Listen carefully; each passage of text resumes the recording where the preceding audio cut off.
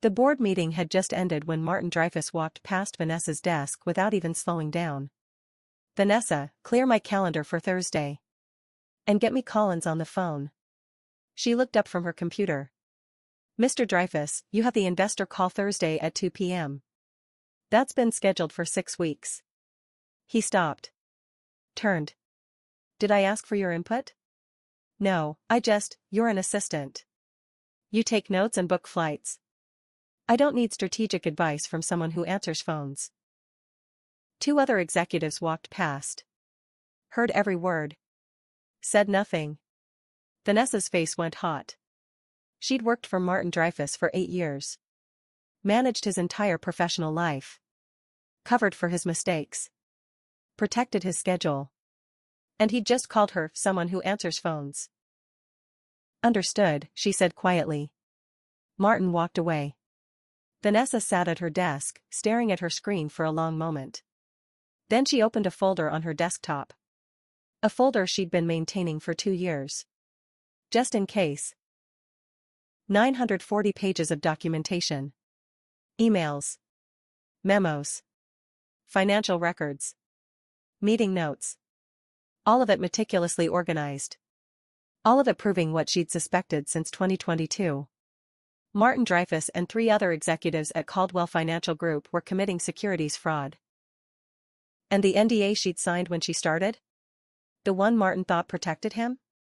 Section 11, Paragraph 3, this agreement does not prohibit disclosure of information to regulatory authorities regarding potential violations of federal or state law.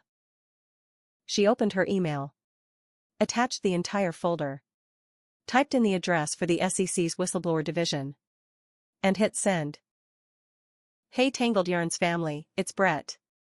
And if you're new here, welcome to the story of how an executive assistant who was treated like office furniture became the most expensive whistleblower in her company's history."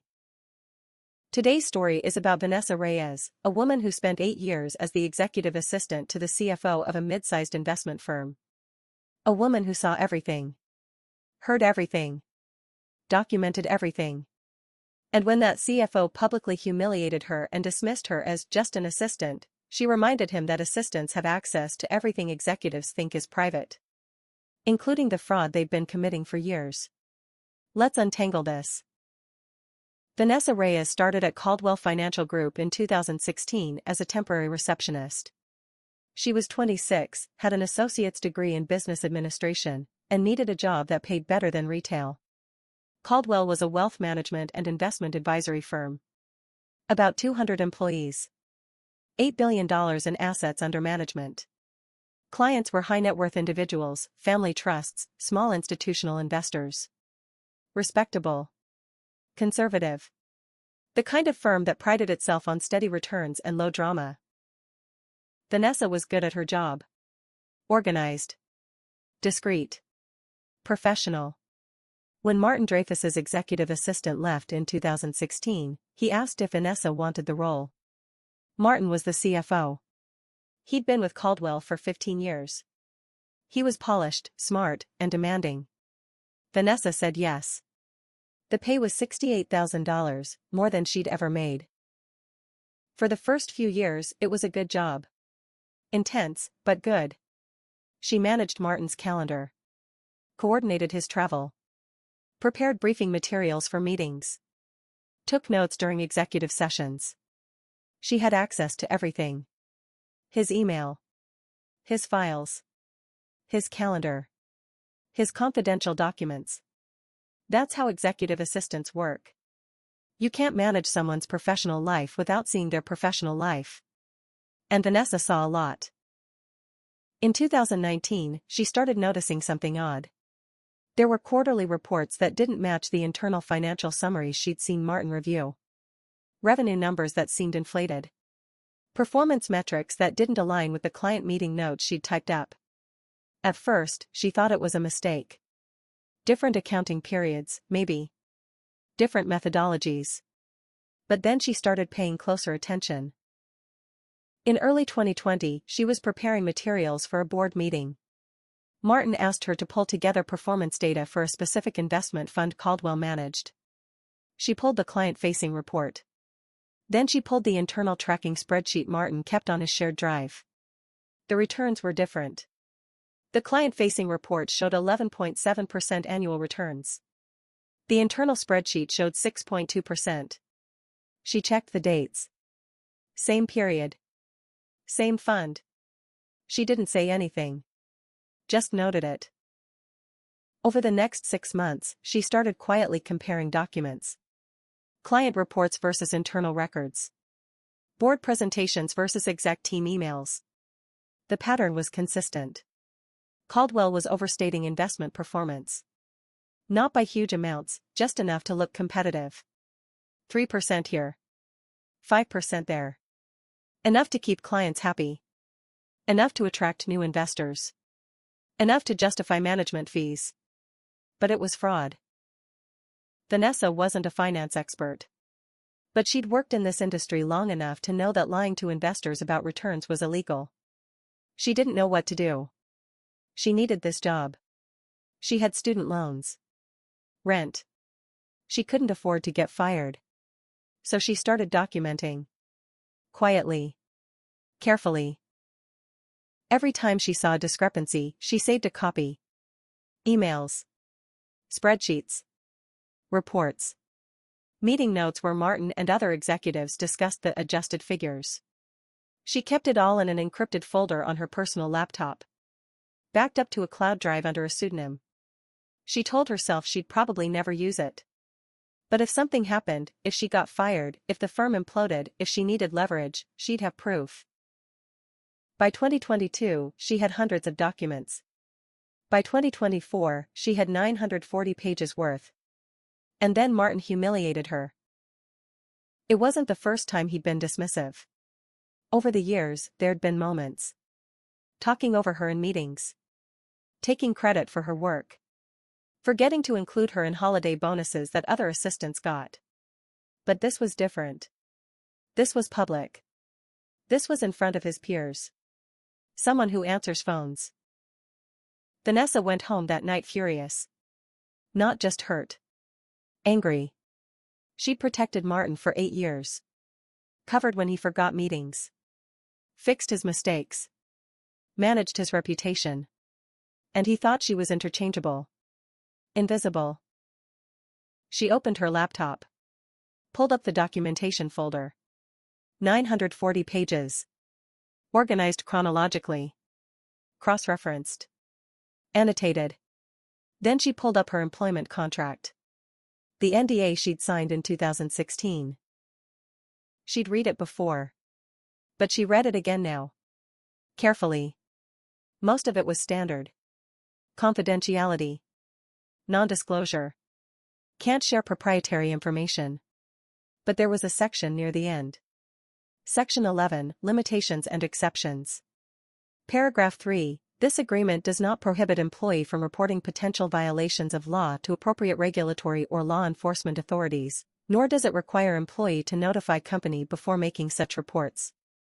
It was standard language. Legally required. You can't stop someone from reporting a crime. Vanessa had never thought she'd use it. But it was there. She spent the weekend organizing everything. Created a master document with an executive summary. Timeline of events. Key players. Supporting evidence. She included emails where Martin discussed smoothing the returns and managing client expectations. She included spreadsheets showing the real numbers versus the reported numbers. She included meeting notes where executives acknowledged the discrepancies but agreed to maintain consistency in external reporting. It was meticulous. It was damning. And it was all true. Monday morning, she went to work like normal. Answered Martin's emails. Managed his calendar. At lunch, she went to her car. Opened her laptop. Logged into her personal email. She'd already researched the process. The SEC has an office of the whistleblower. They accept tips about securities violations. She uploaded the entire folder. 940 pages. Filled out the online form. Provided her contact information. In the section marked Nature of Violation, she wrote, "Systematic misrepresentation of investment returns to clients and investors over a period of at least 5 years." She hit submit at 12:47 p.m. Then she went back to her desk and continued working. The SEC doesn't move fast. Vanessa knew that. She'd read about whistleblower cases. It could take months. Maybe years. She didn't expect anything immediate. But she'd underestimated how thoroughly she'd documented everything. The SEC opened an investigation 6 weeks later. They started with a quiet inquiry.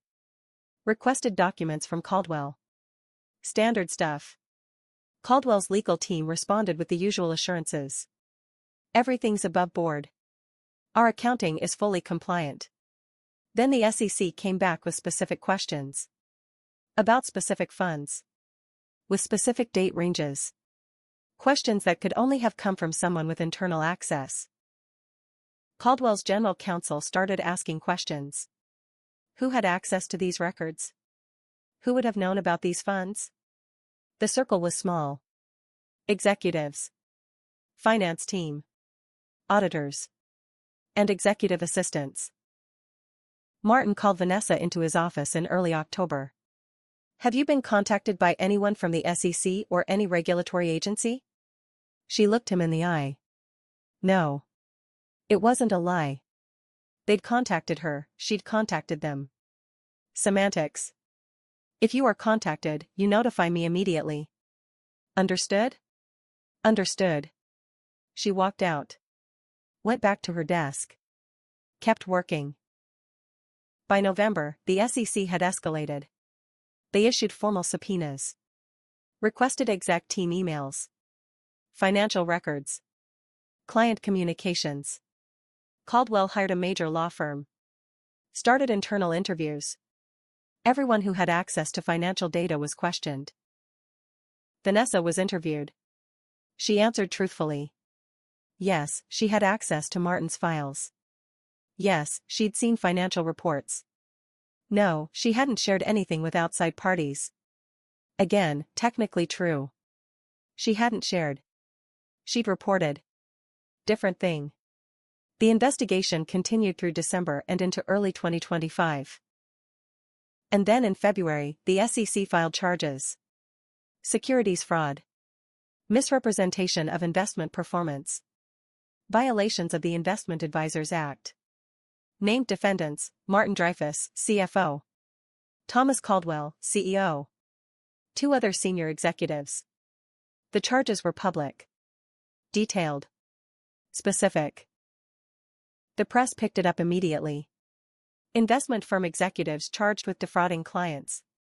Caldwell's clients started pulling their money. $8 billion in assets under management dropped to $3 billion within weeks. The firm's reputation was destroyed. Martin was suspended pending the outcome of the case. So was the CEO. And Vanessa? She still came to work every day. Still managed calendars. Still answered phones. Nobody knew it was her. The SEC protects whistleblower identities. In March, Martin's attorney reached out to the SEC to negotiate a settlement. During discovery, they'd seen the evidence. The 940 pages of documentation. The emails. The spreadsheets. It was airtight. Martin pled guilty in May 2025. Agreed to cooperate with the investigation in exchange for a reduced sentence. He got 3 years in federal prison. $2.4 million in fines. Permanent ban from the securities industry. The CEO got 5 years. The other executives got similar sentences. Caldwell Financial Group declared bankruptcy in July 2025. Sold off its remaining assets. Dissolved. 200 employees lost their jobs. Vanessa was one of them. But 6 months later, she got a letter from the SEC. Under the whistleblower program, tipsters can receive between 10% and 30% of monetary sanctions collected. The SEC had recovered $34 million in fines and disgorgement from the executives and the firm. Vanessa's award, $6.8 million. 20%. She didn't celebrate publicly. Didn't announce it. Just deposited the check. She used part of it to go back to school. Got her bachelor's degree. Then an MBA. In 2026, she started working as a compliance consultant, helping companies build ethical reporting structures, training executives on regulatory requirements. And whenever she gave a talk, she'd end with the same point. The people you dismiss as just assistants or just support staff see everything. They know where the bodies are buried. And if you treat them like they're invisible, don't be surprised when they become your biggest problem. Let me tell you what actually happened here, because this isn't just about a whistleblower taking down corrupt executives. This is about power and visibility, and the fatal mistake of underestimating people you think are beneath you. Martin Dreyfus thought Vanessa was powerless. She answered phones, booked flights, took notes. He forgot that executive assistants have access to everything. They're in every meeting. They see every email. They handle every document. They're invisible until they decide not to be. Vanessa spent 8 years watching, learning, documenting. Not because she was planning to blow the whistle, but because she was smart enough to know that knowledge is leverage.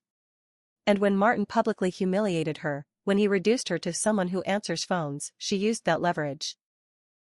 She didn't do anything illegal. She didn't steal documents, she had legitimate access to them. She didn't violate her NDA, it specifically allowed regulatory reporting. She just told the truth. To the people who had the power to do something about it. And that truth destroyed a $8 billion firm and sent 4 executives to prison. That's not revenge. That's accountability. And it came from the person they never thought to worry about. Alright, Tangled Yarns family, your turn. Have you ever been in a support role where you had access to information people didn't think you noticed? What did you see?